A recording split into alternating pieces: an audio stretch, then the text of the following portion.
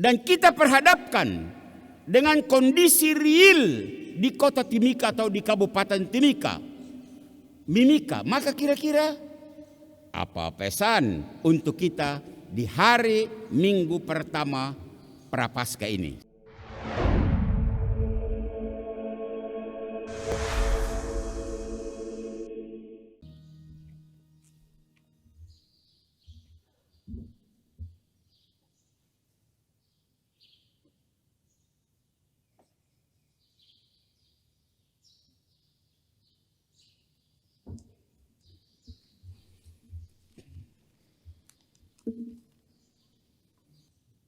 Yesus berpuasa di padang gurun di antara binatang-binatang liar. Dan sementara dia berpuasa, ia digoda iblis. Bapak-bapak, ibu-ibu, saudara-saudari, dan anak-anak yang saat ini sedang mengikuti siaran live streaming atau lewat radio Tiga Raja FM, dan secara khusus Bapak Ibu lansia yang sudah 1 tahun ini terakhir datang hari Rabu Abu kemarin, diperkenankan untuk hadir dalam perayaan Ekaristi yang merupakan kerinduan dari lansia untuk ikut misa. Dari data Injil, khususnya Injil Markus yang kita dengar pada pagi hari ini, ada beberapa kata kunci, yaitu berpuasa, padang gurun, binatang liar, dicobai iblis. Yesus berpuasa di padang gurun di antara binatang liar dan dicobai iblis. Mari kita coba masuk di permenungan seputar kata-kata ini dalam rangka masa puasa ini. Pertama, sama seperti Yesus, kita juga saat ini berpuasa di padang gurun. Apakah ada padang gurun di Timika? Kalau padang gurun dimengerti sebagai kondisi tidak nyaman, maka saya Pastor Abandus mau mengatakan di Timika ini ada kondisi tidak nyaman yang dialami oleh masyarakat. Dan saya menyebut fakta tidak nyaman. Tahun lalu beredar video mesum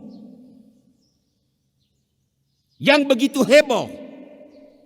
Itu menabrak undang-undang IT. Heboh masyarakat. Rolling jabatan yang menimbulkan banyak masalah. Penggunaan dana APBD yang diduga ada unsur korupsinya. Semua ini membuat masyarakat hidup dalam berita-berita simpang siur. Ini padang gurun. Padang gurun Timika. 1. Kedua, sama seperti Yesus, kita juga berpuasa. Berpuasa di antara binatang liar. Apakah di Timika ada binatang liar? Kalau binatang liar itu dimengerti sebagai sosok makhluk yang kehadirannya jadi momok bagi makhluk yang lain, maka saya sudah bisa pastikan bahwa di sini di Timika ada makhluk yang kehadirannya dirasakan sebagai momok, ancaman, gangguan. Ketiga, sama seperti Yesus berpuasa dan digodai oleh iblis, begitu pula kita di Timika. Kita berpuasa. Pertanyaannya, apakah di Timika ini ada iblis? Kalau iblis dimengerti sebagai makhluk penggoda, maka sudah bisa dipastikan, dan saya Pastor Amandus yang memastikan, bahwa ada makhluk penggoda di Timika ini yang menawarkan sejumlah uang untuk tutup perkara. Itu iblis. Saudara, tema APP tahun ini, semakin beriman, semakin solider. Solider, apa itu? Itulah rasa setia kawan, keprihatinan akan nasib orang, nasib daerah, dan mau berbuat sesuatu. Artinya tema APP tahun ini menegaskan, semakin kau beriman, semakin kau solider. Semakin saya beriman, semakin saya solider. Artinya iman itu nampak di dalam aksi solidaritas. Iman itu nampak di dalam ada tindaknya sense of crisis. Merasa bahwa ada krisis, dan karena ada krisis mengantar kau untuk mengambil suatu tindakan solider untuk memperbaiki krisis itu.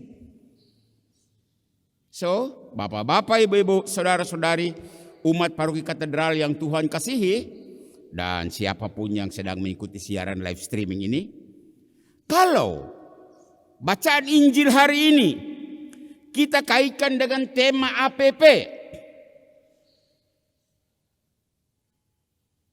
dan kita perhadapkan dengan kondisi real di kota Timika atau di kabupaten Mimika, maka kira-kira apa pesan untuk kita di hari Minggu pertama Prapaskah ini? Saya punya 3 pesan, mohon dengar baik-baik. Pesan yang pertama, sebagai orang beragama, apapun agamamu, Kristiani, Islam, Hindu, Buddha, apapun gerejamu, gereja Katolik dan berbagai denominasi Kristen lainnya, tunjukkan kualitas imanmu. Semakin beriman, semakin bersolider. Soliderlah menjawab kondisi masyarakat di kabupaten ini. Kondisi apa? Tadi saya sudah sebut. Dugaan korupsi yang tak kunjung selesai-selesai. Selalu muncul di surat kabar. Contoh, dana pendidikan di sentra pendidikan SP5 tidak tuntas-tuntas. Seleksi sekda yang tersendat-sendat, terkesan ada tarik ulur. Ada apa? Rolling jabatan yang melahirkan banyak masalah. Masa ada golongan 2 jadi bos dan golongan 3 jadi bawahan? Ini kondisi padang gurun yang meresahkan Timika. Anda tidak berani omong, pastor saat ini omong di masa puasa ini. Nah, apapun iman saudara, sebagai warga masyarakat kabupaten yang lagi resah di padang gurun Timika, bersoliderlah untuk berbuat sesuatu, membantu kabupaten ini melangkah ke depan. Apa langkah yang diambil? Saya sebut satu. Anda kan punya anggota DPRD, ya? Dan tugas anggota DPRD adalah menampung dan menindaklanjuti aspirasi dan pengaduan masyarakat. Tugas DPRD adalah meminta pertanggungjawaban pimpinan daerah dalam penyelenggaraan pemerintahan daerah. Nah, semua kelompok atau organisasi yang berbasis agama, bangunlah dari tidur yang panjang ini. Contoh, PMKRI Katolik, GMKI Protestan, HMI Islam, atau ormas-ormas yang berbasis keagamaan semisal WKRI dan pemuda Katolik di gereja Katolik dan ormas-ormas agama lain lah. Bangun dari tidur dan nyatakan solidaritasmu guna perbaikan tata kelola pemerintahan ini ke depan. Ingat, hari Minggu ini kita diberikan sebuah warning. Semakin Anda beriman, apapun agamamu, semakin Anda bersolider. Soliderlah dengan kondisi kabupaten ini. Pesan kedua, terhadap jurus maut binatang liar Timika, lawan. Ini sudah bukan rahasia umum lagi bahwa berita-berita di media online, surat kabar bisa cek. Ada cerita-cerita yang beredar ramai di masyarakat. Katanya ada oknum tertentu yang sering disebut sebagai mastermind. Tidak tampil di publik, tetapi bermain di belakang layar. Orang itu katanya memiliki power yang besar untuk mengendalikan dan mengatur siapa duduk di mana, siapa dapat proyek apa. Pastor Amandus berharap ini hoax. Ini hoax. Berita tidak benar.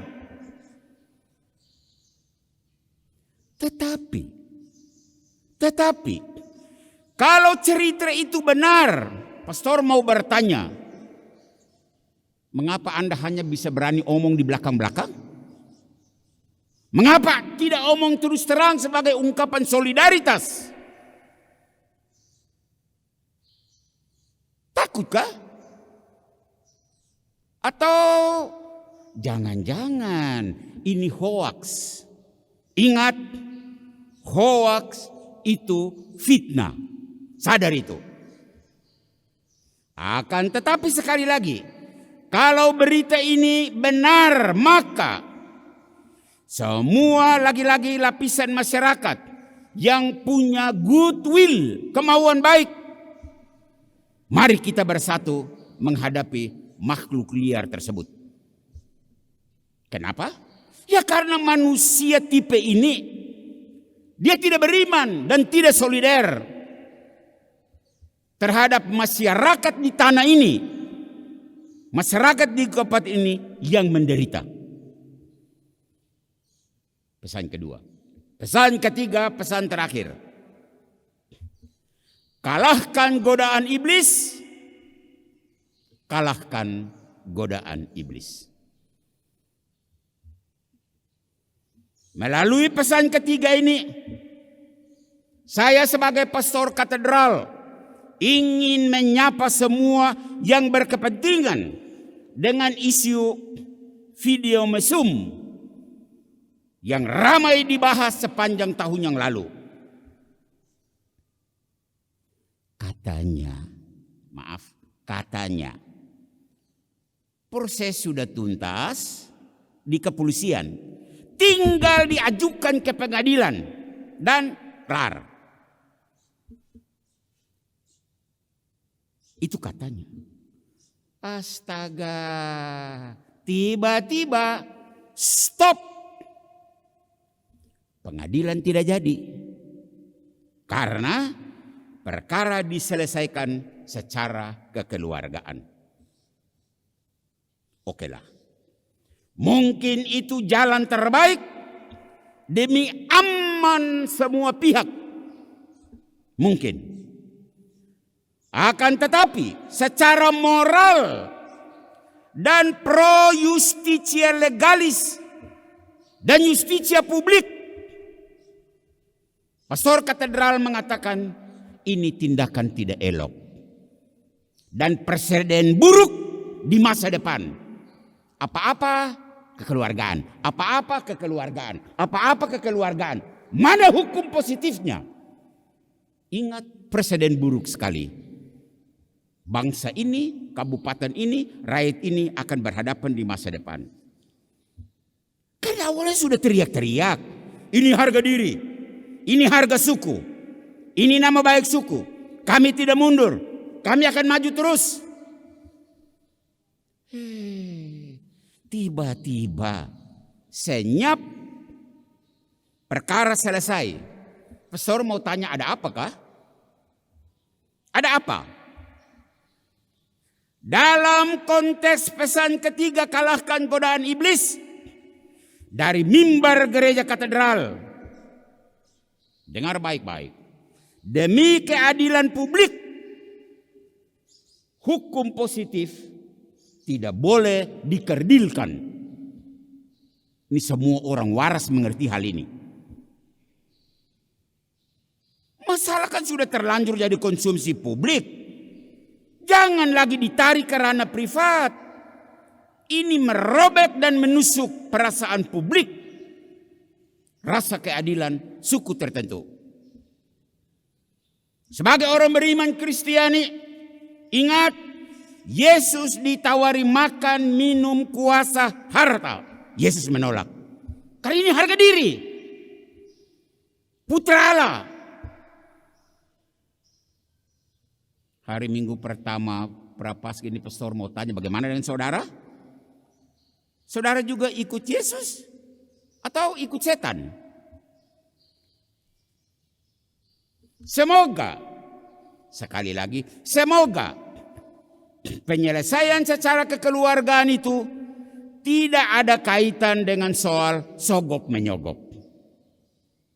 Semoga penyelesaian secara kekeluargaan tidak ada hubungan dengan bayar membayar. Karena sogok menyogok, tawar menawar, itu adalah pekerjaan setan. Akhirnya Yesus menang atas godaan. Engkau pengikutnya, masa kau kalah? Kau harus menang juga dong atas godaan setan. Selamat memasuki minggu pertama masa puasa ini. Tuhan memberkatimu. Tuhan memberkati setiap orang punya niat baik di tanah ini. Dan Tuhan memberkati kita semua. Amin. Kita hening sejenak untuk merenungkan firman Tuhan ini.